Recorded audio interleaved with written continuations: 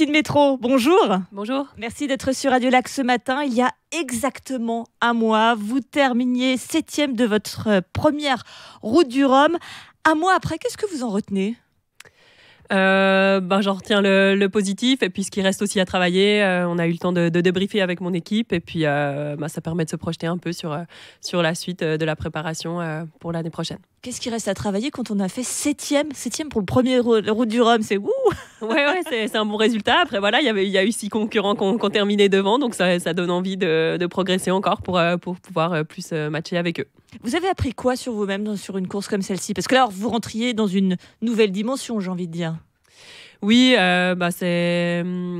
c'était ma première grande course en solitaire en IMOCA. Donc je pense que ça m'a plutôt surtout conforté sur la manière dont on avait préparé le bateau et préparé le projet dans le peu de temps qu'on a eu pour se préparer pour cette route du Rhum. Et puis, je pense que ça m'a montré qu'on allait dans le bon sens et puis que je peux me faire confiance sur les choix en préparation et puis pendant la course aussi. Vous en doutiez, ça, de vous-même, d'être capable de le faire ? Non, je doutais pas sur la capacité de le faire. Après, voilà, dans le sport qu'on fait, il y a toujours une part d'inconnu. On sait jamais exactement la météo qu'on va avoir, les conditions qu'on va rencontrer. Pour moi, il y avait aussi encore de la nouveauté parce que il y avait des conditions que j'avais pas encore rencontrées avec mon bateau. Donc toute l'expérience qui est prise, ça permet juste de se sentir de plus en plus en confiance au fil du temps. Est-ce que pendant ces longues heures et jours de navigation, vous vous dites pas: mais qu'est-ce que je fais dans cette galère ? Je serais beaucoup mieux à Versoix dans mon lit à bien dormir.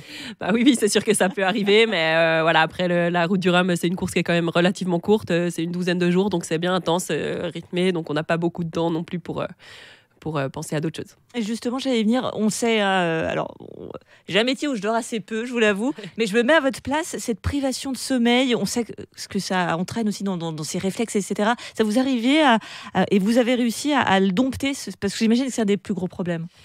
C'est sûr que c'est une des problématiques. Après, aujourd'hui, ça fait 10 ans que je fais de la course au large, donc je pense que je me connais assez bien aussi. On sait qu'il y a certains signes qui nous montrent qu'on est très fatigué. Je pense qu'avec l'expérience, on se connaît bien et puis on a appris aussi un peu mieux gérer ça, à faire attention, à avoir du sommeil assez tôt dans la course, à se reposer assez pour pas arriver dans des moments où on serait très fatigué et plus vraiment assez alerte pour prendre les bonnes décisions ou pour juste gérer le bateau aussi. C'est-à-dire qu'il y a des moments où vous dites: oui, là, faut que je sais qu'il faut que je m'arrête, faut que je prenne un moment pour moi, pour dormir, pour me reposer, c'est indispensable, même si j'en ai pas forcément le besoin à ce moment précis. Oui. Bon, en tout cas, on essaie de le faire. On essaye aussi de bien s'alimenter à côté parce que c'est aussi la meilleure manière de compenser le manque de sommeil. Donc de trouver l'énergie autre part que dans le sommeil. C'est quoi votre petit secret ? Vous avez des petits bonbons ? Vous avez quoi ? Non, j'essaye plutôt de manger sainement, de prendre les 3 repas par jour. C'est important aussi d'avoir des légumes. C'est important d'avoir une alimentation équilibrée aussi quand on est à bord parce que c'est notre corps, c'est quand même notre outil de travail sur le bateau aussi. Et puis il faut être bien alimenté pour physiquement tenir le coup et mentalement aussi. Et c'est quoi justement le quotidien quand on fait une telle course ? C'est assez varié. Parce que ça dépend toujours de la météo, de l'endroit où on se trouve. Est-ce qu'il y aura des manœuvres à faire ? Est-ce que ça va être plus calé ? Est-ce que les conditions sont calmes ou pas ? Donc ça change pas mal dans les jours. Il y a les deux gros moments de la journée, c'est autour de 6h et 18h où il y a les prévisions météo qui sortent. Donc il y a ces 2 gros créneaux-là où on va vraiment prendre le temps de prendre les fichiers, de refaire tourner des routages, de prendre les décisions stratégiques ou de regarder s'il faut les faire évoluer par rapport à ce qu'on pensait. Donc ça rythme déjà bien la journée, ça prend un peu de temps à ces moments-là.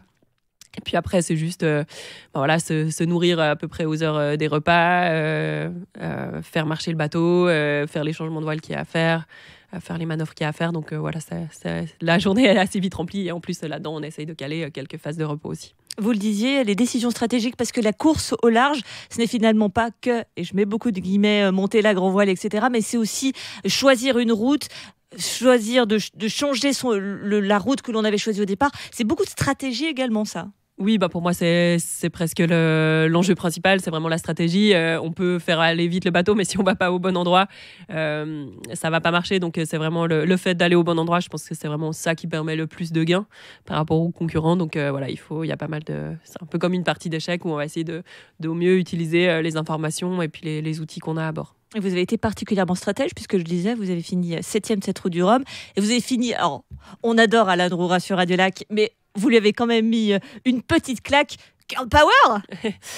Ben oui, c'est voilà, il n'y avait pas de concurrence forcément entre moi et Alan. On a des parcours qui sont assez différents. Et puis, ouais, en tout cas,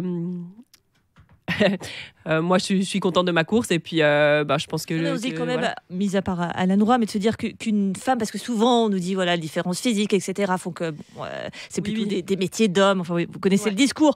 Là, c'est quand même une belle revanche pour dire, regardez, moi-même, peut-être qu'avec le bateau qui n'est peut-être pas le plus performant, parce que j'ai bien choisi ma route, j'arrive à... Oui, moi, je pense que sur les courses au large, c'est toujours ça. C'est toujours aller au bon endroit, bien faire marcher le bateau, pas avoir de soucis techniques sur le bateau, donc bien faire attention dans ce qu'on fait, dans les manœuvres, etc. Si déjà on fait ces choses bien et qu'on sait aussi nous gérer correctement en dormant assez, en mangeant assez, c'est les bonnes clés de réussite d'une course au large. Alors le prochain grand objectif, c'est forcément le Vendée Globe 2024. Comment on se prépare à une telle échéance ? Voilà, on essaie déjà de bien analyser ce qui s'est passé cette année, de faire un bon bilan de la route du Rhum. Moi, j'ai la chance de participer aussi le printemps prochain à The Ocean Race, donc un tour du monde, mais en équipage avec escale, donc qui va m'occuper du mois de janvier au mois de juin. Ça va être une chouette opportunité de retourner en IMOCA, donc sur un bateau similaire au mien, et gagner en expérience encore sur un tour du monde. Et puis après, on a d'autres courses de préparation. L'année prochaine, le gros objectif, c'est la Transat Jacques Vabre, et puis le Vendée Globe en 2024. Donc il y a encore tout plein d'entraînements, de courses pour se préparer au mieux. Et ça fait quoi de se dire, quand même, 7e de la route du Rhum, se dire que je fais vraiment partie de ces grands navigateurs là. Maintenant, on me prend au sérieux et voilà quoi, je suis là. Ouais, je sais pas, moi je le vis pas forcément comme ça, mais c'est vrai qu'en étant en Bretagne et puis avec l'expérience que j'ai depuis une dizaine d'années, on est vraiment plongé dans ces milieux-là, donc ça paraît assez normal et non, c'est chouette de faire partie de ça, c'est chouette de pouvoir s'entraîner surtout avec ces concurrents-là, parce que moi je m'entraîne au pôle Finistère Course au large, donc qui est basé à Port-la-Forêt, où on s'entraîne avec justement tous les bateaux qu'on finit que de Finistériens là-bas. Ouais, donc voilà, c'est sûr que c'est top de pouvoir se retrouver à naviguer en tout cas à aussi haut niveau et entouré de si bons concurrents et sur des super beaux bateaux. Vous êtes donc avec nous à Genève actuellement pour les fêtes.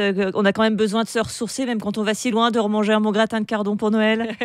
Oui, c'est sûr que pour moi, ça fait toujours plaisir de retourner en Suisse, de retrouver la famille, de pouvoir passer un peu de temps à la montagne aussi. C'est un bon moyen de changer du milieu maritime et je sais que pour moi, c'est un bon moyen de décrocher de ce que je fais le reste de l'année. C'est important, ça, des fois, de savoir se dire, allez, je décroche un peu du milieu de la mer. Oui, complètement. En tout cas, pour moi, c'est important. C'est un équilibre qui est important. Et puis, j'essaye du coup, justement, quand j'ai des vacances, soit de venir en Suisse pour aller à la montagne l'hiver ou l'été, ou de faire d'autres sports nautiques aussi qui permettent de changer. Donc, voilà, c'est important, en tout cas, de pouvoir de temps en temps se changer les idées de notre métier qui est quand même très prenant quand on est sur l'eau, mais aussi à terre, parce que ça demande beaucoup d'anticipation, beaucoup d'organisation, et puis de se caler aussi avec toute l'équipe qui travaille avec nous. Donc, voilà, c'est prenant en termes de mental aussi. 2022 s'achève, 2023 arrive. Qu'est-ce qu'on peut vous souhaiter, Justine Métraud ? De prendre du plaisir sur les courses qui s'annoncent cette saison. Il y a un super beau programme et avec Eleven Tower Racing Team avec qui je vais participer à The Ocean Race, et puis après en double sur Teamwork, donc ça va être top. Merci beaucoup Justine Métraud, donc navigatrice, et on vous souhaite beaucoup de bonheur dans vos différentes courses, et puis on croise déjà les doigts, les pieds pour le Vendée Globe 2024. Et allez, on part sur quoi ? Allez, un top 10 ? On compte sur vous ? Oui, top 10, ce serait bien. Et c'est parfait, merci à vous d'avoir été sur Radio Lac ce matin. Merci à vous.